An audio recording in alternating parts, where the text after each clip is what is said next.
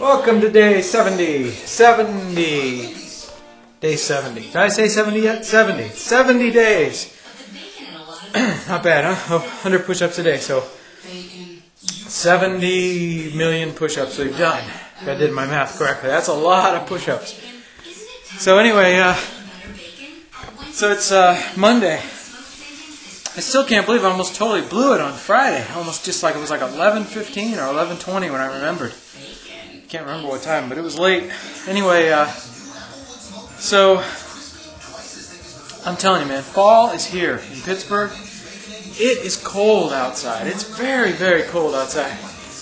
And I was, I was on my way down the stairs tonight, and I was thinking, oh, okay, what am I going to say in my video? I'm definitely going to keep it short because I don't have a lot of time. But what I was thinking was I was cold. It was really cold. I mean, there's one thing I miss about being fat. It's having all that insulation, you know? Because I don't remember cold ever being this much of an issue back when I was fat. Not only was I fat, and I had more insulation in terms of body fat, but, you know, when you're fat, you're also kind of ashamed of being fat the whole time. At least probably a lot of people are. And so you want to cover that up. And so what do? You wear more layers. And so not only are you more insulated with your body, but you have more clothes on. So when you're thinner, and you think, well, I don't have to hide body fat anymore, you have less clothes on, and you have less fat, so you're exponentially colder. That's my theory anyway, and I'm sticking with it. So I was on my way down the stairs tonight, and I was just going to say, tonight I'm going to tell everybody how freaking cold I am, because I'm cold.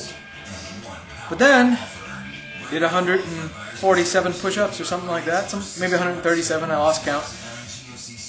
Juggled the 5-pound balls, did a little hula hooping, and I'm not cold anymore. And that's another benefit of exercise. It warms you up on the inside. So there's another benefit now that we're getting into wintertime. Think about that.